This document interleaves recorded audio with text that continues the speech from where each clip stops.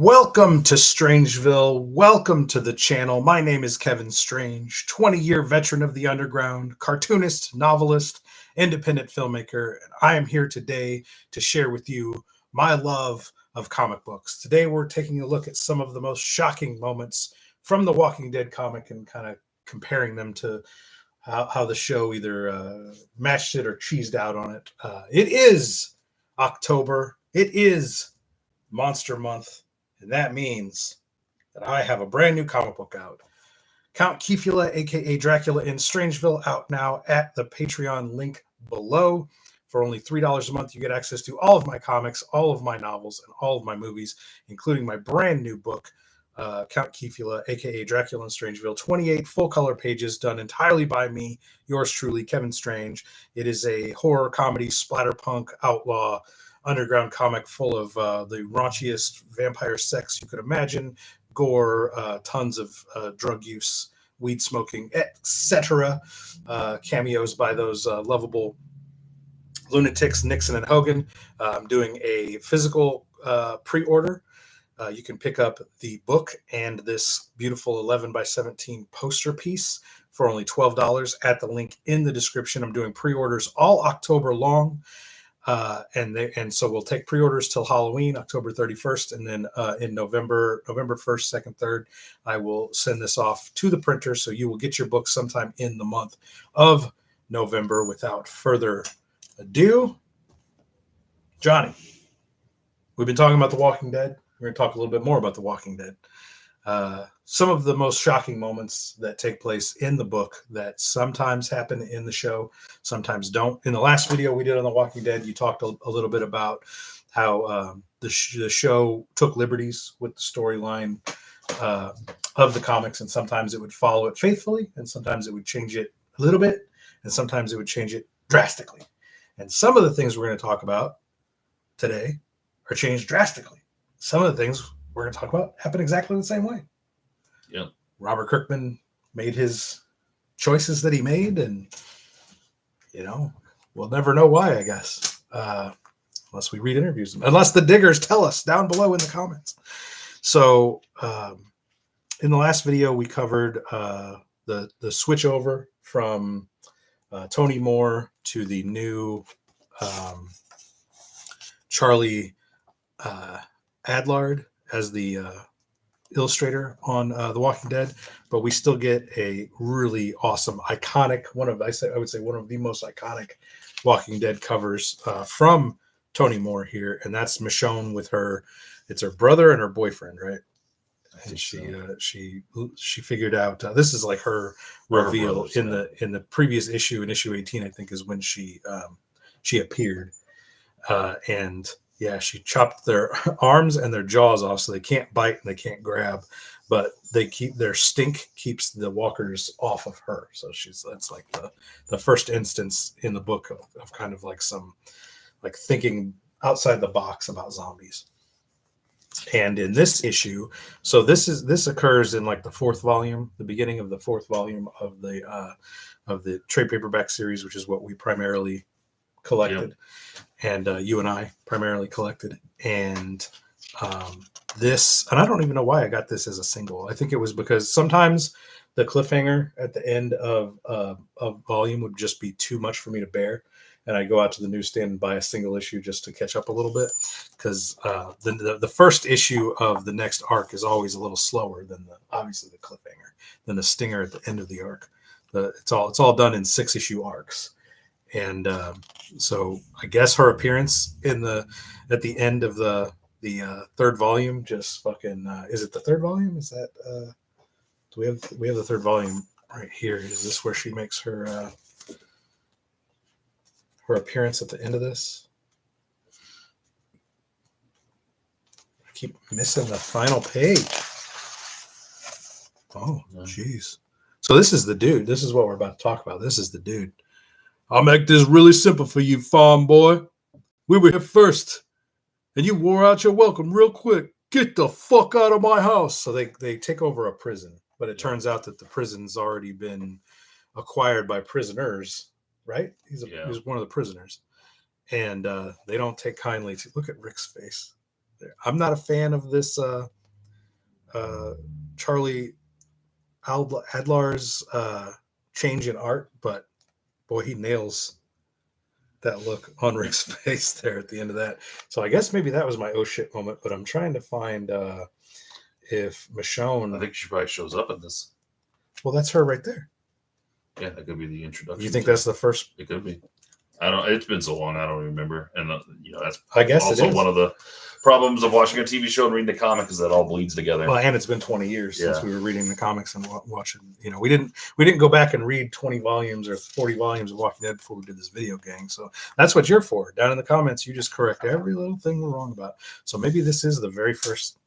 I thought it was more of a dramatic reveal of Michonne, but this is Michonne's first appearance. But this isn't what we're here to talk about. This is if you want to know about the origins of Walking Dead, the beginning of the story, how we got into it, we did another video that covered that extensively. This is just a greatest hits, and we're going to try to go through them pretty quickly. We've already covered enough Walking Dead. Some of our greatest hits, the ones our greatest hits, the things that. So when Johnny and I look back on The Walking Dead, these are the moments that are key to us, that are that made us mark out and be fanboys of this series. And for me, one of the first things that we didn't cover, the Shane stuff we covered in the previous video, but one of the first things that really got me as a reader of The Walking Dead was this moment right here, where so that guy that had the gun to Rick's head just a few at the end of volume 3.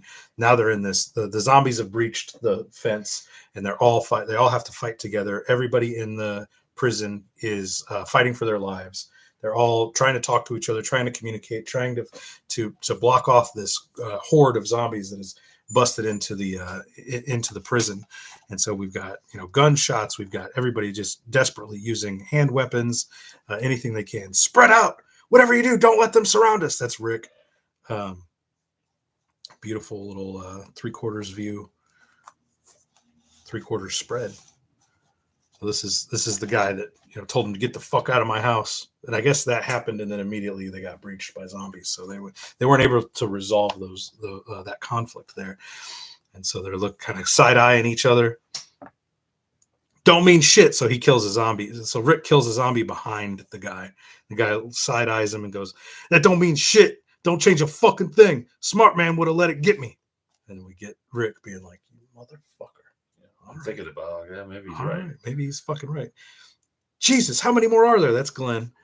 And this is, what's her name? Carol?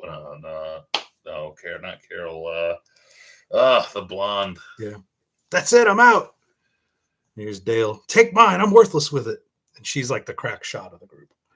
And she's got this scar from a serial killer that was in the prison that fucked her up real good. But she survived it, and they killed him. He's the guy with the glasses, right? Yeah, he was the glasses dude. Andrea, that's her name. Keep going. We've almost got all of them. We're almost done. And then we get one more little shot of Rick's eyes here. Is like, well, this is my if we're almost done, if that's all of them, well, this is my chance. While the chaos is still surrounding us, and he fucking shoots this dude in cold blood, standing next to him, blows his brains out. Smoking gun. One guy sees it. Dexter's been shot. I guess Dexter's his name. Dexter's been shot. Cry me a river. There's Rick completely in shadows. So this is like the moment you realize that Rick's not some cookie cutter good guy, or at least he isn't anymore. Well, yeah, he's like the last hope of humanity, still going to hold on. He's the law. He's lawful good. He wants to follow. He wants to reinstate the rules. He has one rule in the prison: people don't kill people. If you kill people, we kill you. And that because that's how they justified killing the serial killer that attacked Andrea. Was he tried to kill her, so we killed him. That's the only way you can kill a human. And then he just within a couple days, he's just been pushed so fucking far, and he realizes that this is we don't have a chance outside this prison. And if this guy's going to kick us out of the prison, we're dead. So to save his entire group, he chose, chaotic good over lawful good. And he, in Dungeons and Dragons terms, and he eliminates the threat, even though it's a human. This is the first human threat that he's eliminated in cold blood. Preemptively. He hasn't actually done anything to Rick. And he says, "Cry me a river." I think that's the last of them, Glenn says. And then at the end of the issue is when they get together here. This is the guy that saw Rick kill Dexter. And he says, "You got her locked up?" "Yeah, I checked her again to make sure she don't have any weapons too.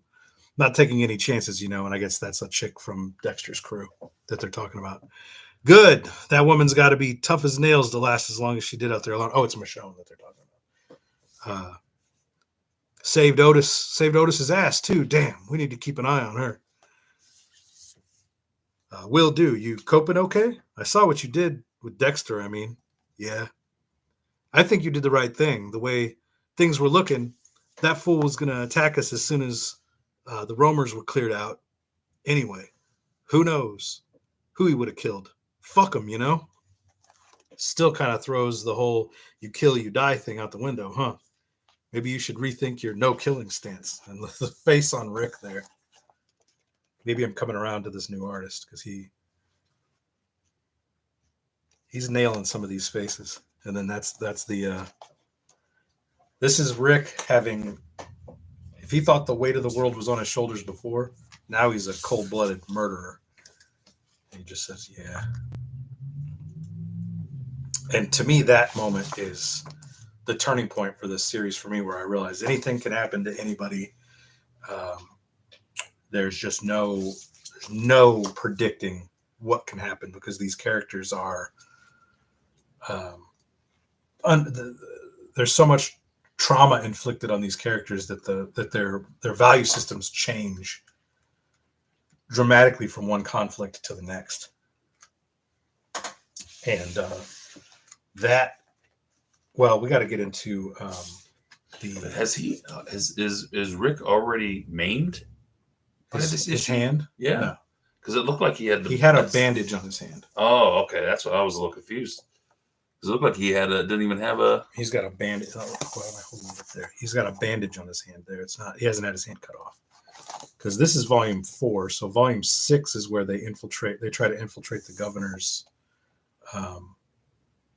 Governor cuts his hand off in volume 6. Okay. That's not this. That's what I'm saying. So that's what we're going to get in. That's what we're going to get into next. So there's a moment in... and I don't remember, does he shoot Dexter in the show? In cold blood like that? I can't remember. I don't remember either. Gang, you let us know in the comments if that moment in the Walking Dead comic and the show were similar, or if they were different. We can't remember here. The next crazy thing that happens in volume 5 here. This is when we're going to get into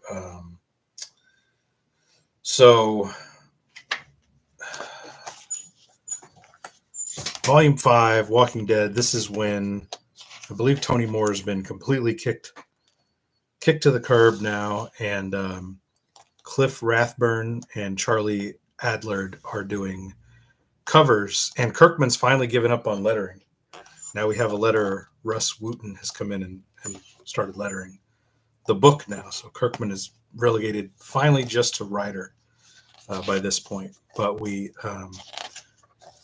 I believe we've been attacked by the governor at this point. Glenn finds some riot gear, and they decide they're going to infiltrate the governor's, I forget where the governor even lives, the arena, right? That's where the governor makes people fight zombies in this arena. And so Glenn and Rick, and I believe, obviously Michonne goes with them, but they decide they're going to go, I guess, do some reconnaissance or something at the governor's place.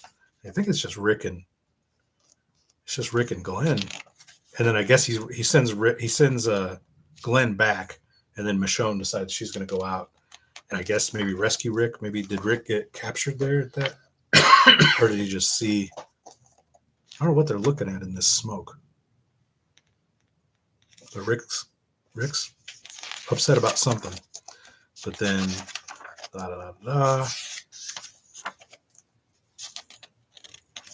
what ends up happening is Rick and Michonne end up captured.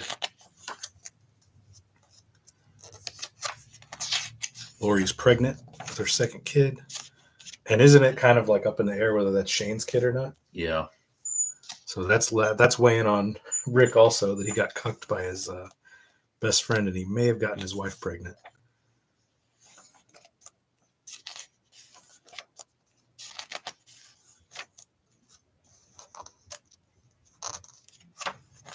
Blah, blah, blah, blah, blah. At some point here, they're going to get captured by the governor. And so the governor in the show and the governor in the comics are two completely different characters. The governor on the show is this like goofball. And so here we go. This is when they get captured. And this is the moment that like you realize that the governor is a motherfucker in the comics. And he's a motherfucker in a way right here at the beginning, showing his, swinging dick in a way they never even do in the show ever. And so what ends up happening, so this is his arena where he makes people fight zombies and each other. And that's the governor. It's a big old spread of the governor. He's got Rick here, held by gunpoint by his goons. And so he knows that Rick is like the leader of this opposing group at the prison. And he makes the choice here.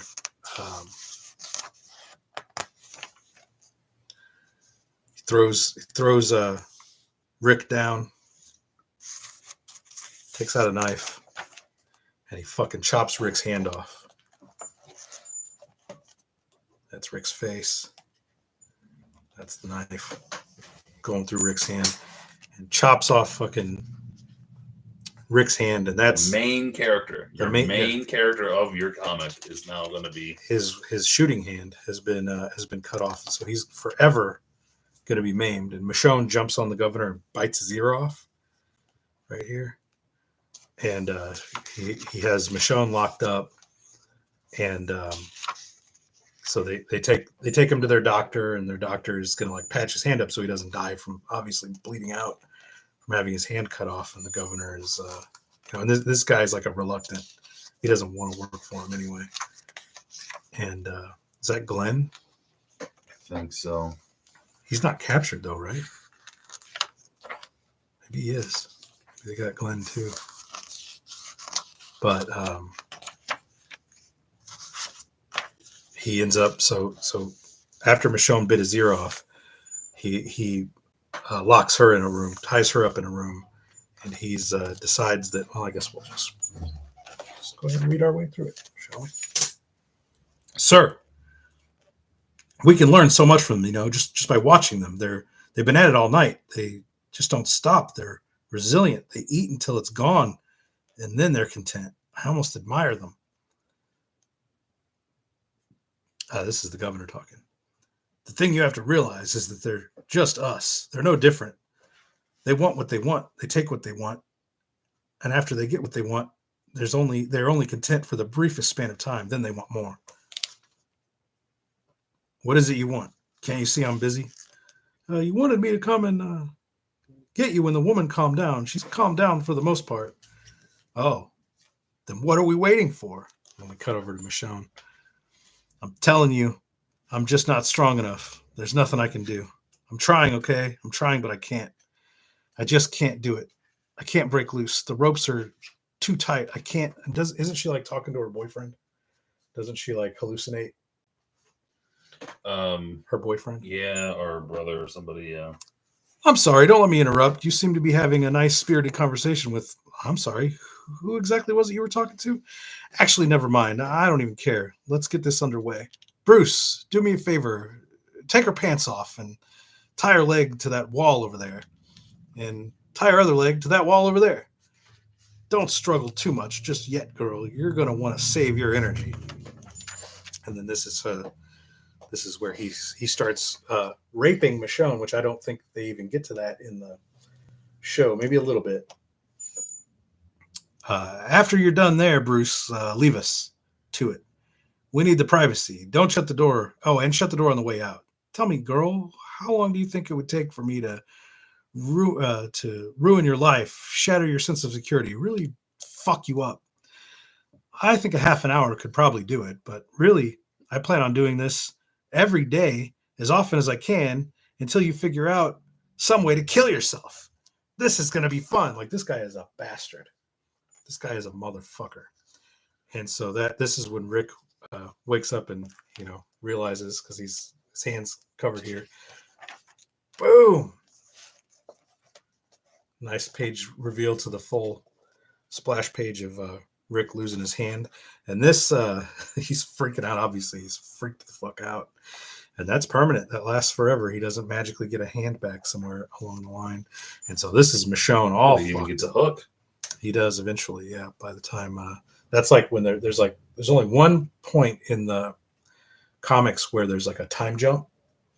It's like a 2-year, I think, jump. Oh yeah. After the Civil War, and that's when he gets a hook hand. But that's like years and years of Walking Dead comics before that happens. This is what Michonne. This is the governor's face, smug face after he's been raping Michonne, and this is her. Let's see what Michonne has to say after all this horrific shit. I'm not crying for me. I'm crying for you. I think about all the things I'm going to do to you, and it makes me cry. It scares me. And this is a pretty long. The governor storyline goes on way longer in the comics, I think, than it does in the show. For sure. And so let's get into the next piece of that, so we can keep moving along. This is going to be. Let me look at this off camera for a second. So this is the moment where. So Rick has escaped. Everybody's escaped. Michonne goes back. They've left the arena in like shambles, and it turns out that the governor's got a daughter that's a zombie that he keeps feeding people to, and he's all fucked up, trying to humanize him, I guess, because he's a fucking bastard. But instead of, so he's not just this cartoon like all evil villain. They give him this like sympathetic story arc with his daughter here, and Michonne busts in and grabs him. That's the fucking zombie daughter. I don't know how sympathetic it is, because I'm pretty sure that he I don't remember. There's something crazy going on with him and his daughter that he might be raping his own daughter too. I don't remember that, but Johnny remembers that. You let us know. That could be the show. I don't know. Let us know in the comments what you think about the governor-daughter, zombie-daughter relationship. Well, this should be interesting as Michonne busts in and kind of catches him defenseless. And that's her face, his face.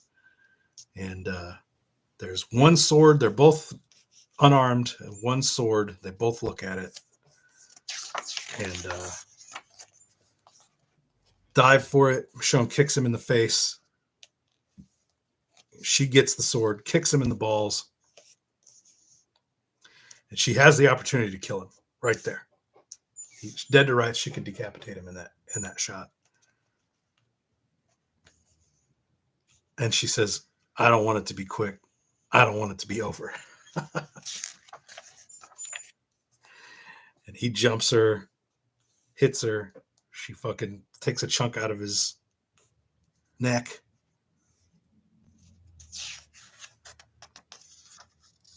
She hits him a bunch of times with the hilt of the sword, and he blacks out. And then he wakes up, and she's got him tied up and naked now, like he had her tied up and naked.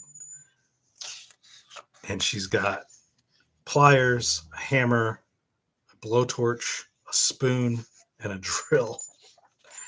And she just starts drilling holes. She starts drilling holes into him, fucking him up. And he passes out from the pain. She, wake up, she says. And none of this happens in the show, by the way. She does not. And if it does, it's very light. Yeah. Like And he loses the eye. I know that for sure. They kept that in the patches, you know. Right. She's ripping his fingernails out, and then chops off his arm, and that's like a big moment where he realizes he's fucked. His face in that shot is, and that's great gore with the arm there too. You hear the drag racing out. I live next to a drag racing track. Not really. Sounds like I do.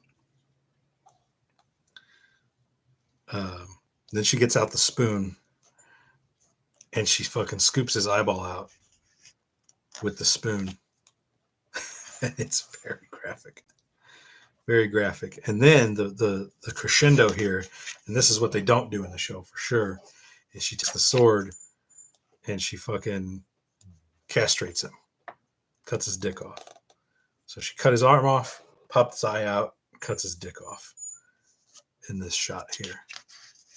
And then there we get the nice shot of the governor all fucked up, and you can see the blood coming out of his dick area right here. They've covered it with this character's head, but he's bleeding out of his dick down there, and so he's all fucked up, and Michonne escapes. And so that's a moment that's far more hardcore in the book than it is in the show. And I remember as the show started to progress towards the governor storyline, I was like, oh my God, to my friends that didn't read that never read the Walking Dead comics, I said, you know, oh my God, this is fucking hardcore shit. Do I have the next one over here? Is that, or do we still have, because there's 7 and 8. So 7, so you kind of think the governor's story is done there, and we get through this whole volume 7. And volume 7 has, I think we pretty much stick with that creative team now, where we got Cliff Rathburn on the gray tones and helping Charlie Adlard on the covers, and then Russ Wooten doing the lettering and Robert Kirkman writing. All right, you want to call back to Lori and Shane? Is this that moment where they fuck? So we know for sure that baby might be there, might be.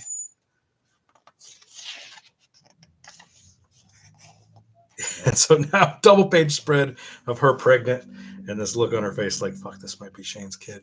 But what's really important about this volume is at the end of this arc, so they're still in the prison and they've kind of secured the prison. The prison's kind of theirs. And then right at the end of this volume, double page spread of this fucking army with a literally with a tank rolling up on the fucking on the prison. And then the final shot is kill them all. And it's the fucking governor on his tank, missing an arm, missing an eye, missing a dick. And he is out for blood. And again, he's not missing the arm or the dick in the show. He is missing the eye, I guess. And then in the next volume, volume 8, is when we get. So he's got. It's all chaos, and they're all.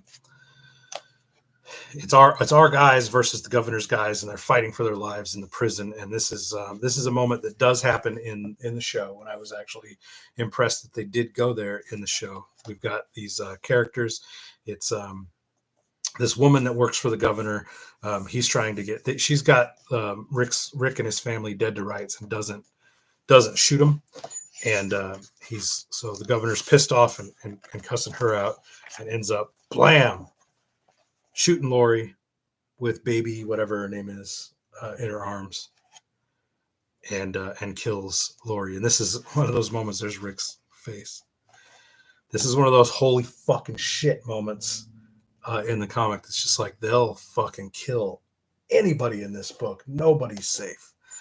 And this is fucking Rick's face down here. And so this goes on, and I don't know if this guy's a traitor or if he's one of, I think he's one of Rick's guys, and the governor just murders him in cold blood, and that sets off, and I guess it's one of his guys, because that sets off that woman that he was cussing out. Is that's not the, as I know, the farm owner guy gets captured. Then maybe that was him. whatever his name is, the father of Maggie.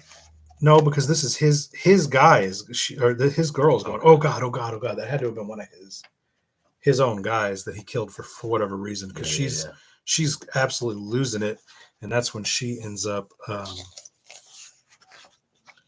killing the governor. So it's his own savageness, his own inability to be an effective leader. His own woman blows the governor's other eye out and his brains, and that's the end of the governor arc. And I forget how it happens in the show. Who kills the governor in the show? It might happen exactly like that. Let us know in the comments, gang, how that moment happens in the show. I don't remember. And that's like the governor arc. The comic book governor arc for me is, I think, probably my favorite arc. It's so savage. It's so hardcore. We lose Rick's hand. Michonne gets irreversibly fucking sexually assaulted. She's never the same. She's twice as haunted as she was before that happened. And then we get all that savagery that happens toward the governor. We lose Lori. Like, there's so much happening in that arc right there. But that's not. And the thing about The Walking Dead, the comic book, that really, and I guess the show too, for what it's worth, the events, these shocking moments that happen to these characters, they don't just reset in the next issue of the comic book and like it's like nothing happened. Like the weight of all of this trauma, all this death and murder and killing, it psychologically destroys these people. And this is a moment worth talking about in volume 10, where our characters are on the road. Obviously, they've lost the prison. The prison's a lost cause. It's completely overrun by zombies. So for the next few volumes, we're on the road, and they're just literally roaming. And they get captured by these cannibals, right? Or like half our gang. They get separated. Half our gangs together, and they get captured by these cannibals. And they take, and it's Rick, and it's this mustachio dude. I forget what his name is, and I think Michonne, this dude's girl that he's hooked up with, and Carl and Rick. And these cannibals, you think, okay, well, go ahead and describe it the way you describe it to me, about how these cannibals are going to be like the next. Yeah, because I remember when I was reading it that I thought this was going to be the next arc. Okay, the cannibals will be the new baddies. You know, we're going to get another governor type arc with these cannibals, and I was expecting, all right, going to sit in and get ready to know these characters because they'd be the bad guys for a while, and then I don't know where. They're just now grabbing these. Like, these guys just show up and are just now grabbing them. As we got 1, 2. By page 3, Rick is just fucking them up even with one hand, and he sees what they're doing to Carl. They're punching Carl. You see this look on his face, no, and just the sheer craziness of Rick here. He grabs the cannibal leader and literally bites his fucking throat out.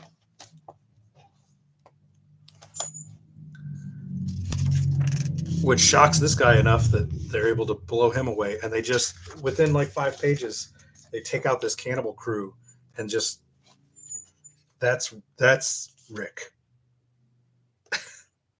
And that's the guy that was holding Carl. He's so terrified of this. Like, this is our guy. This is our, where's issue 1? We go back and look at Rick at the beginning of this. This is Rick at the sight of a single zombie laying on the ground.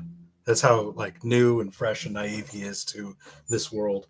And a year, 2 years later, he's just gone through so much that he is just a monster. Yeah. That's willing to rip a man's throat out with his teeth to save his people. And that's a very poignant moment. And I don't think they cover that in the show at all, because they go to Terminus. Yeah. So the Terminus storyline is what replaces this in the. And there is another new arc. They just say, "Oh, it's just another new arc with, another set of villains where this really has more impact on like when you just really understand how threatening the Rick and his crew is now. Like they have been hardened to the point that they are the threat. Where do we have They're that the one that knocks. What is that over there? So you know what? Let's skip all that. We're running long here. Basically, in the Alexandria storyline, they show up to a gated community that's actually peaceful, and it turns out they're so fucked up from that journey from what happened with the governor at the prison and that journey on the road that they're the bad guys. They're the violent like crazies that have to have their guns taken from them. And what is it? Is it at the very end there? Yeah, where it's just like we got to take it from them. Or yeah, and this is Rick going. He's going. That's why I sent you. I don't care what these people say. This place is too important. I'm not taking any chances. I want our guns back, and you're going to get them for us. And you realize that our guys are the villains of that arc. And then I guess this is so then we get introduced. So they've had Alexandria for a while. They established a place called the Hilltop, and another place called the Kingdom. And there's like 3 communities. And they're all peaceful communities, and they establish trade between the communities, and it's actually the beginnings of civilization until this dude named Negan shows up. And Negan is like a warlord. He's like the first. If the governor was the first warlord, Negan is like the governor times 10. And I don't know, we used to talk about, how could who are they going to find to play Negan in the show, because he cusses so much. Like how is he going to translate? But looking back on the governor now, I kind of wonder if they already knew they were going to cast, like if they already had the idea of Jeffrey Dean Morgan as that as the actor that they wanted to cast in the show. So Negan, this new warlord, he has been doing raids. He's been sending his guys doing raids on the different communities. And we are going to get to a point here. And to the show's credit, the show pretty much did this beat for beat. And this is the traumatic moment in The Walking Dead that made me stop reading it for a very, very long time. And I was never the same fan as I was after this happened. And most of you guys that are watching this now know exactly what moment I'm talking about as we roll up here to it. All of our crew here.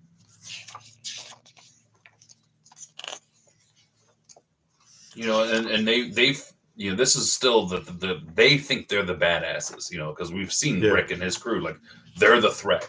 They're just we're gonna take them out. They end up getting what happens. Yeah, Rick ends up getting captured, and everybody ends up having to surrender here. And this is where we're introduced to Negan. I guess he doesn't really look anything like Jeffrey Dean Morgan, but he ended up playing him great. Yeah, I mean, he plays him great on the show. But he's got everybody captured. He's got Lucille, his baseball bat, covered in barbed wire, which is like a cosplay. For at least for like a decade, it was like a cosplay common. You commonly see it at Comic Cons. Would be Negan and Lucille. They sold them. You could buy official Walking Dead Lucille bats. But what ends up happening is he says, I'm not a bad guy, but I got to show you guys like that I mean business. And the only way that I'm going to be able to do that is if I kill one of you. And he's like saying it all matter of factly, like he's just laying. Oh, I guess I'll read a little bit out of here. I don't want to kill any of you. Let me make that clear right from the get-go. I want you working for me, and you can, and you can't very well do that when you're fucking dead. Now, can you? I'm not growing a garden, but you killed my men, a fucking whole goddamn lot of them, more than I feel comfortable with. For that, you gotta fucking pay. So I'm gonna beat the holy fucking fuckity fuck out of one of you with my bat, who I call Lucille. Lucille has barbed wire wrapped around the end of her. It's fucking awesome.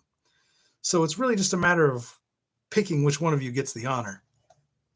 And unfortunately, this guy we've had since like the first issue of the first, again, these are arcs that go on for years.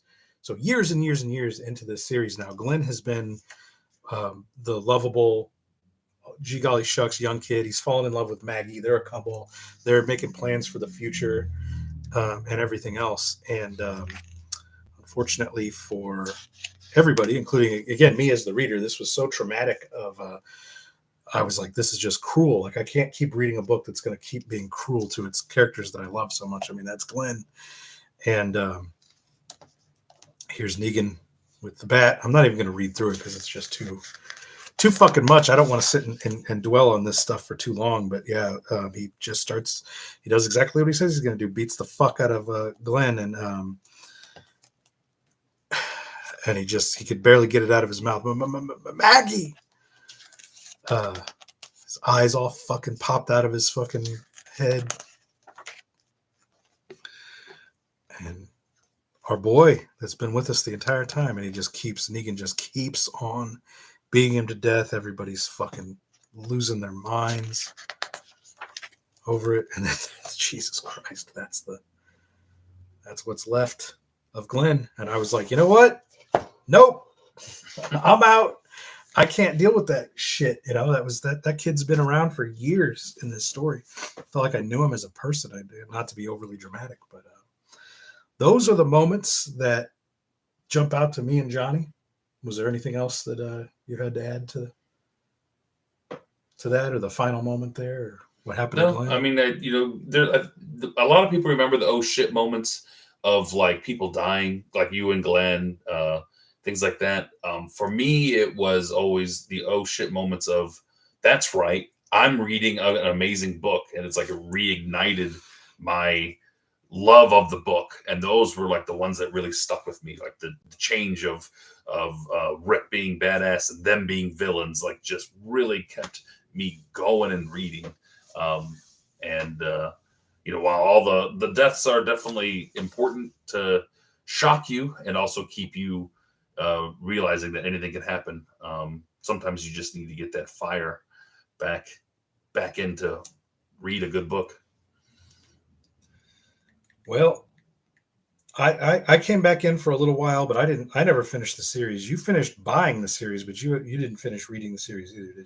No, they introduced all I remember is some lady with a pink coat, Sanchez, something, I don't know.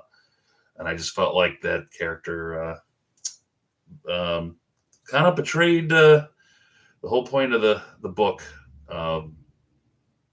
Was very meta in the commentary of what was going on in the world at the time. Not necessary. If you've got the final run of Walking Dead and you don't want it anymore because the blue-haired feminists and wokies ruined Walking Dead for you, go ahead and send me your Walking Dead comics. Kevin Strange, P.O. Box number 5, Cottage Hills, Illinois, 62018. If you're a comic creator and you want to send me your books to look at on the channel, send your books to Kevin Strange, P.O. Box number 5, Cottage Hills, Illinois, 62018. And with that, I think that about does it. What do you think, Johnny? Yeah. I appreciate you joining me here for the week, doing a bunch of shows with me. I had a lot of fun. I hope you did too. Sure did. All right. We'll see you guys at the dollar bin, and remember to keep on digging.